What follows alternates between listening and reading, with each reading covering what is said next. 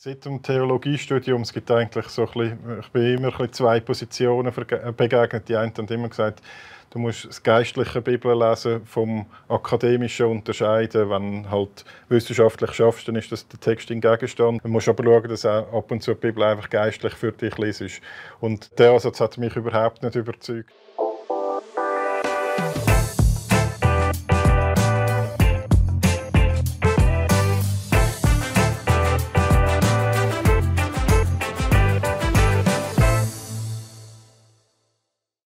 Wir haben einen ganz eindrücklichen Talk erlebt, erst vor ein paar Tagen mit dem Sam Urech und dem Benjamin Kilchör zum Thema Würde vom Leben.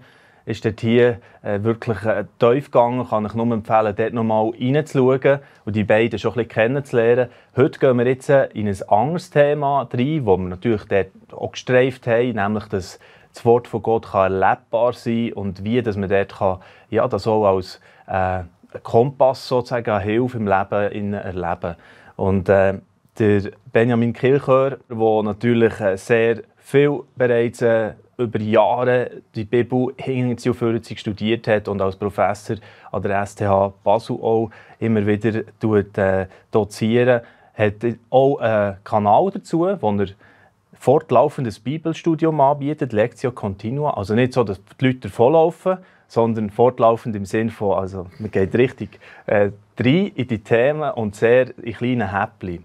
Erzähl uns doch ein bisschen, was deine Gedanken sind, das so anzupacken. Ja, also das latinische Wort Lectio Continua, das ist stark verbunden mit der Zürcher Reformation, wo eben die Reformatoren angefangen die Bibel fortlaufend auszulegen. Das heisst nicht einfach mal da einen Text zusammenhangslos und mal dort, sondern Schritt für Schritt. Und ich bin immer mal wieder angesprochen worden darauf, eben als Alttestamentler und so, ob ich nicht mir vorstellen könnte, irgendetwas zu machen im Internet, eben irgendein Videocast, Podcast, weil es recht viel gibt und weil es viele Leute gibt, die eigentlich gerne ein bisschen tiefer würden gehen, als das, was jetzt in einem Sonntagsgottesdienst möglich ist. Und die Leute, also es gibt Sachen im Internet, die fangen zwar zusammensuchen, aber es ist nicht immer hilfreich, sage ich jetzt mal, was man alles so findet. Und ich habe eigentlich immer gefunden, nein, ich bin technisch und so zu wenig versiert, ich habe Angst vor der Kamera, denke, beißt mich die und so. Nein, nicht gerade so. Aber der Gedanke war gleich da gewesen. Und es ist dann, ich vermute, ich bin gar nicht sicher, aber während Corona, glaube ich, hat PowerPoint ein Tool aufgeschaltet, das man in der Folie direkt aufnehmen kann. Das habe ich irgendwann zufällig entdeckt. Und dann habe ich gefunden, das funktioniert so einfach, da könnte ich jetzt etwas ja eigentlich machen. Und dann ist mir das plötzlich als Blitzgedanke gekommen, es wäre doch noch interessant, mal einfach vorne anfangen und schauen, wie weit das ich das war im 2022 gewesen, und dann habe ich dort eigentlich mal einfach so geschaut, ich fange mal an, habe ich Lust und so. Und ich glaube, die Vorteile davon sind von dem fortlaufend, also erstens eben, es ist zusammenhängend. Man geht auch nicht den schwierigen Text aus dem Weg, man muss zu allen. Also ich mache auch Folgen über Geschlechtsregister zum Beispiel. Man muss genau anschauen. Und eben, ich mache es auch in recht kleinen Häppchen. Das heisst, es erlaubt mir auch langsam vorwärts zu gehen. Also ich kann nicht irgendwie... Also es erinnert mich ein bisschen an Bibletunes, ein Angebot vielleicht vom Detlef Kühlein, wo ja das auch so ein bisschen einfach nur audiomässig macht und eben bei dir kann man sich auch noch ein bisschen anleiten, durch dass das eben visuell unterstützt ist. So. Von dem her eine ganz spannende Sache. Was hast du bisher für Reaktionen und für Erfahrungen?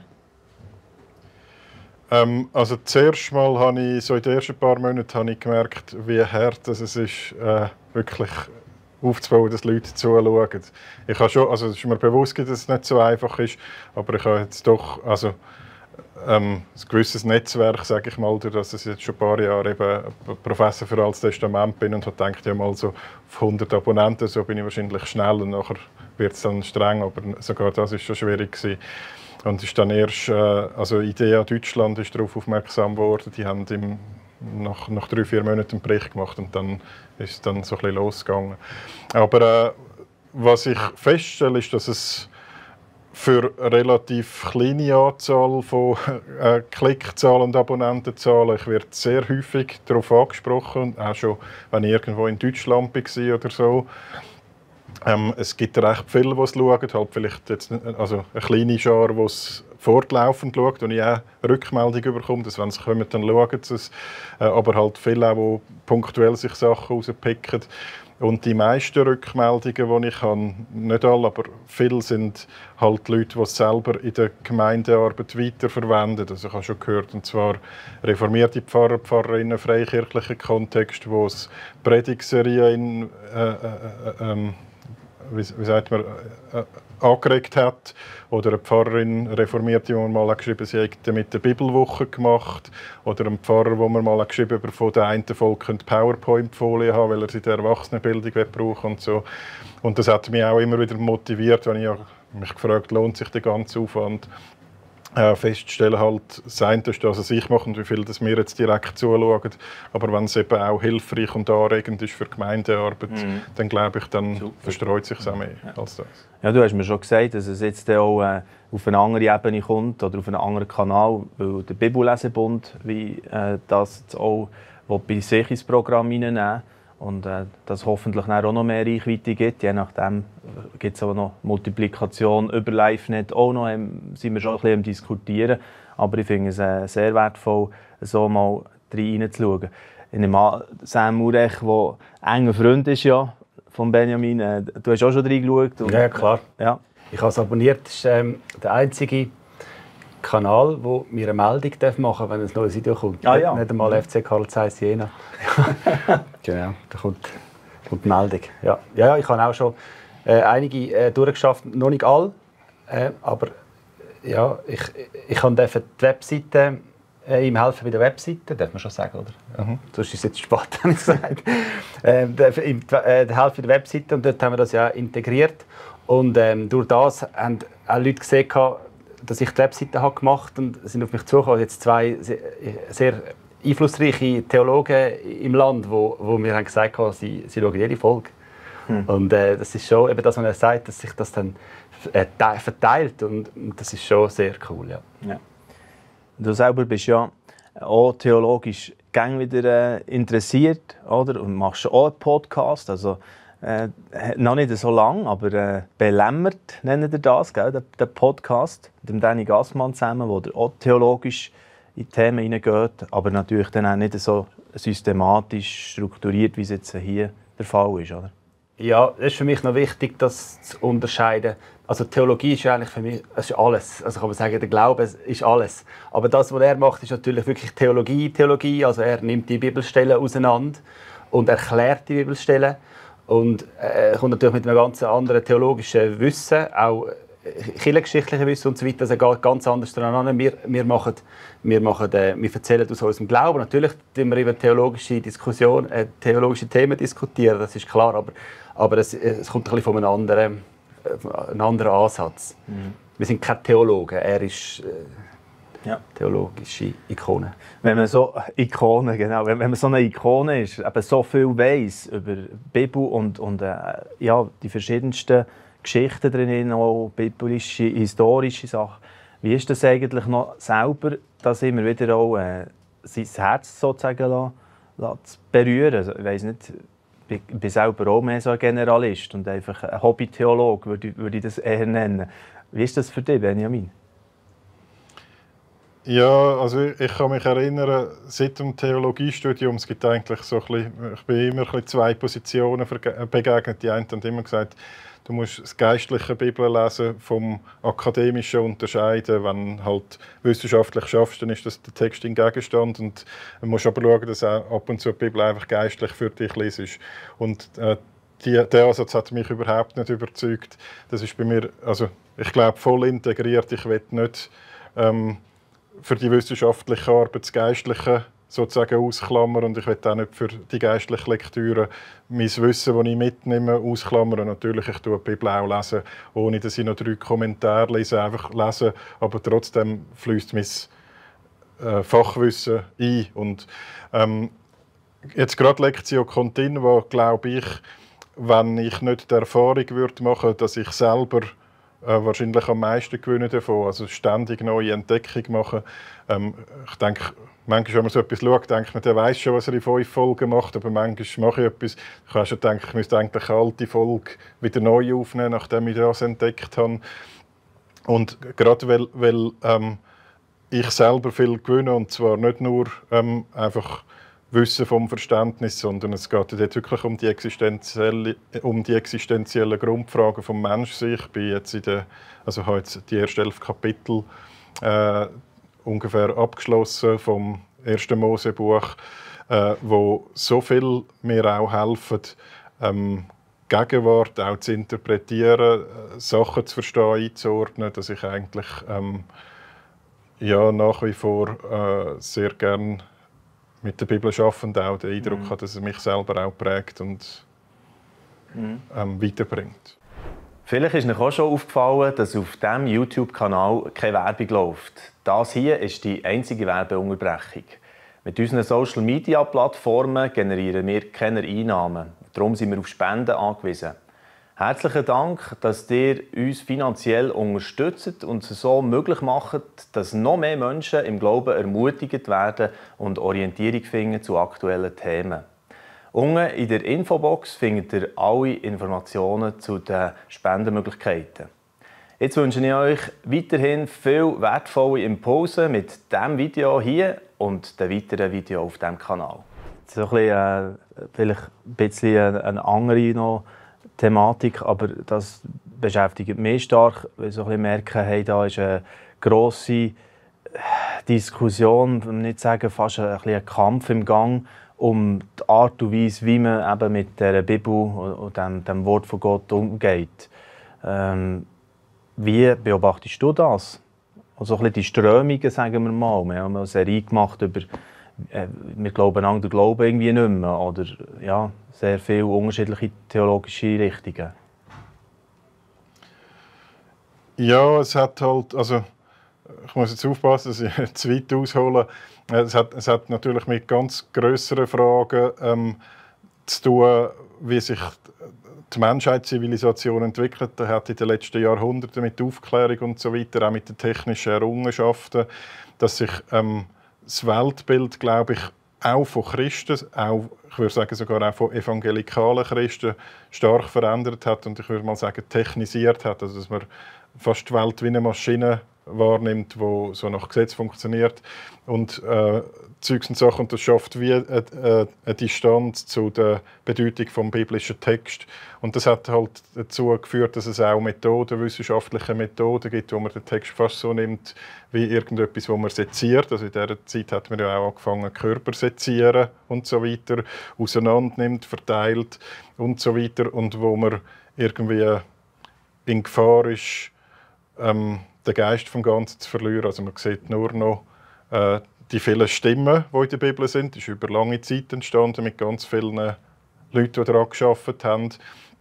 Und man verliert die Einheit vom Ganzen und dann fängt man an zu sagen, ja, das gehört noch dazu, das gehört nicht mehr dazu. Und mein Ansatz ist dort, dass ich grundsätzlich nicht den Text beurteilen, ob er mir jetzt passt, so wie er ist oder nicht, und was ist gültig und nicht, sondern ich will ihn verstehen und will ihn von innen aus probieren verstehen und auch zu mir reden lassen, sozusagen. Und ja, da gibt es richtig Streit, die mit Inspirationsfragen und allem Möglichen zu tun haben. Ich probiere jetzt in meiner Lectio Continua, also es sind alles wichtige Fragen, aber eigentlich eben nicht stark auf die Streitfragen gehen, wie ist es entstanden, der biblische Text, wie denkt man über was, sondern zuerst mal den Text verstehen, bevor man ihn überhaupt sich dazu positioniert, sozusagen. Genau. Ja, es denke ich nur mega spannend. Jetzt nächstes Jahr findet eine Konferenz statt, wo es klar darum geht, Förderung einer schriftgemäßen Theologie und Apologetik, Jesus 25 von Jesus 25.net, im deutschen Raum, wo das Lager ein bisschen aktiv ist und so. Und du kennst das so gut, Sam, der Danny und du im Podcast auch über das, natürlich auch schon reingelassen, gell, bei euch. Was heisst noch, weisst, evangelikal sein, was heisst das überhaupt und wie lese ich die Bibel und wie machst du das so? Dann diskutieren die zwei darüber. Wie gehst du ein bisschen mit dem um? Oh, dass man dir das vielleicht manchmal negativ auslegt oder danach fast ein bisschen in Verruf kommst, alles ist Evangelikale. Ich kann mich fast nicht mehr loben, als wenn man mich Evangelikale nennt. Ich finde das super. Ich habe noch nicht verstanden, wie man das könnte als Beleidigung meinen, evangelikal, weil ich finde schon, dass das Evangelium soll mich ausmachen. Ich will, dass mich das ausmacht und ich versuche, die Bibel so zu verstehen. Ja, ich versuche tief zu gehen, so gut ich das kann und versuche, die Bibel wörtlich zu nehmen und nicht einfach sagen, ja, ich interpretiere es jetzt ein bisschen, wie ich gerade will. Und dort, was du wahrscheinlich ansprichst, ist die Podcast-Folge «Lieber konservativ als liberal».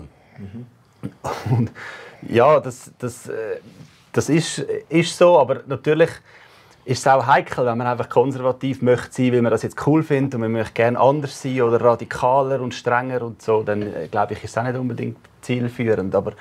Aber ich habe schon Mühe, wenn man einfach zu fest versucht zu verwässern oder so humanistisch, aus einer humanistischen Brille das alles anschaut und nur noch Gott ist gut und Gott ist der Kumpel und Gott ist Gnade. Das stimmt, Max, also Kumpel, Gott will eine freundschaftliche Beziehung, aber ich sehe schon, dass die Bibel auch sehr, sehr viele herausfordernde Sachen hat und das soll sie auch haben. Und in dem Spannungsfeld finde ich es manchmal schwierig und habe auch schon viele Meinungen wieder revidiert, die ich hatte. Und auch gemerkt, dass wenn ich jetzt eine Meinung habe zu etwas, dass das nicht in Stein gemeißelt ist, sondern dass das auch ein Prozess soll sein, um sich immer wieder hinterfragen. Genau. Ja, super. Also da machen wir gerade ein bisschen abrupt bereits hier einen Abschluss bei dem. Wir haben noch x Gelegenheiten, sicher uns auch darum zu kümmern, rund um die Konferenz, eben, wo wir als LiveNet auch Partner sind, Medienpartner, und können da einfach noch einmal zum Schluss gerne den Hinweis anhängen. Man kann natürlich einsteigen, auch wenn jetzt da schon einiges gelaufen ist. Oder man kann noch nachschauen, wenn man ganz vorne anfangen im 1. Mose. Und mit dem Benjamin Kilchör dort reingehen. Das ist kein Problem, wir verlinken auf den Kanal.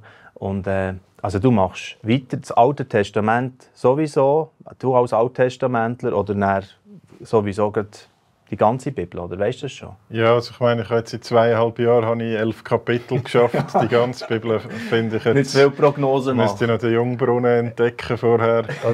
Spass hätte ich schon dran, glaube ich.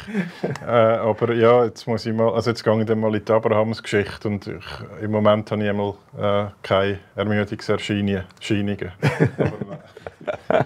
Also wünschen wir dir dort weiterhin viel Ausdauer und weiter schöne Entdeckungen für dich persönlich und für alle, die diesem Kanal folgen.